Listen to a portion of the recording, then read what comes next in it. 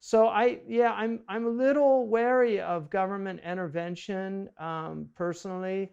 I think, let me give you an example. When I was a very young person across the way here, I grew up in a working class town, and I remember a family's house burnt down.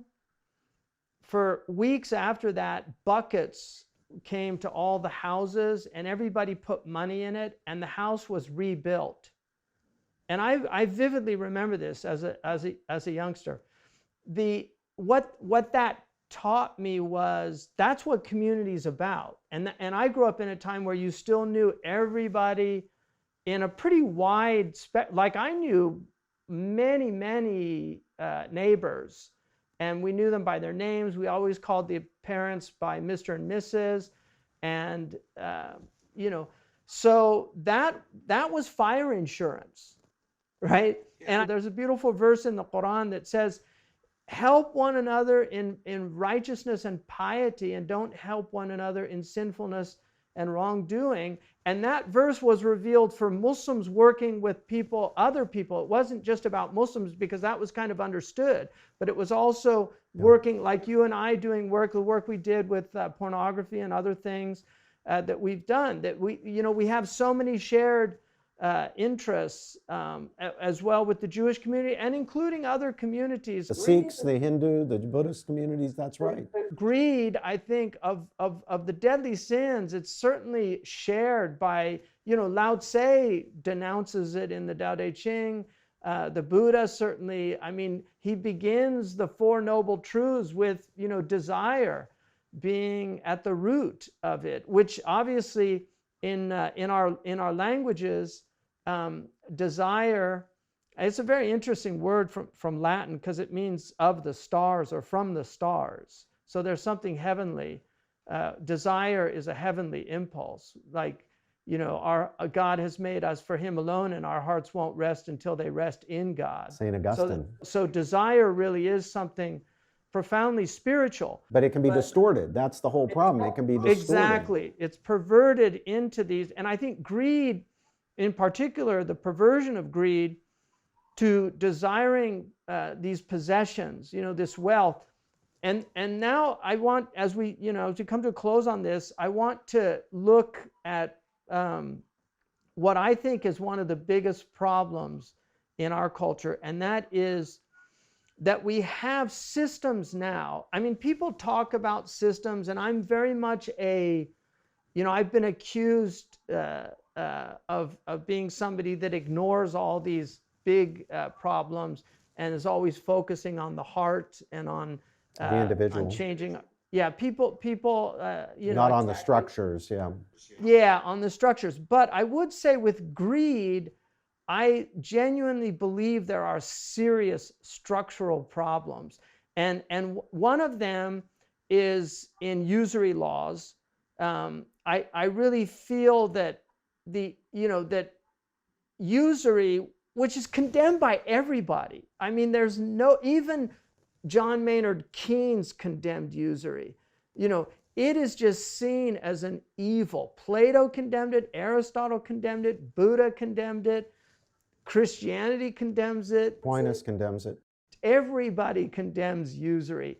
And yet it's just seen now as something so normal in society. And it strikes me as very odd, because the Catholics in particular, the denunciations of usury were so great. And part of the Protestant Reformation, there's a reason why Calvin, the bankers built a statue to Calvin in Geneva, for unleashing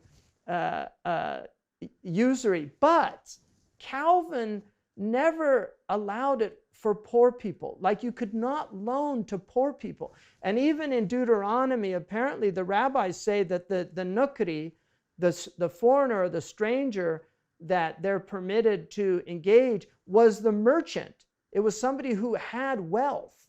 And so it strikes me as very odd. So I think your first point is a terribly important one. Why take someone like Calvin? Why does Calvin say, all right, it's morally acceptable in some circumstances to charge interest on a loan, but you can't do it to poor people. Now, why does he say that? What is being condemned when the traditional faiths and the great thinkers of the traditional faiths, in the Catholic tradition, Aquinas, for example, what exactly is being condemned by the condemnation of usury? Well, we're sometimes tempted to think it's straightforward, it's just charging interest on a loan. That's usury, that's it, it's condemned. I think that's not sufficiently nuanced and doesn't get to the problem. The problem is taking advantage of people's need, taking advantage for your own benefit of people's need, when what you should be doing is reaching out to them with compassion and care. So what is being condemned is the charging of interest in virtue of nothing other than the loan itself. In other words, trying to benefit from no productivity, trying to make money without producing anything or contributing to the production of anything. So it's one thing, as part of a productive process, to do financing that doesn't, in a competitive market, that drives rates to an equilibrium, that does not take advantage of people in virtue of their want or their desperation. You have somebody who's got a plan, who's got an idea, you can buy into it with a loan structured in a certain way. If you put some moral constraints in place that need to be in place, you haven't done anything wrong. It seems to me that, strictly speaking, that's not what usury is supposed to condemn. But where you're trying to make money without contributing anything, or make money out of air, as they sometimes say, where you're simply taking advantage of another person's need to enrich yourself, that's usury. And what tradition of faith, what tradition that believes God is the Father of all, what tradition that holds that all mankind, irrespective of race or ethnicity or religion or anything else, are God's children, is going to say that's okay? Well, no tradition is going to say that's okay, which is why you find this ubiquity, you find this universality that you were talking about, Hamza. It's not just Islam, it's Judaism, it's Christianity, it's Buddhism, it's the Confucian tradition, all saying basically the same thing. Don't take advantage of people's want to enrich yourself. It's okay to try to build wealth. That's fine for yourself, for your family, for the causes you believe in, but do it by making productive contributions, not by taking advantage of other people's needs.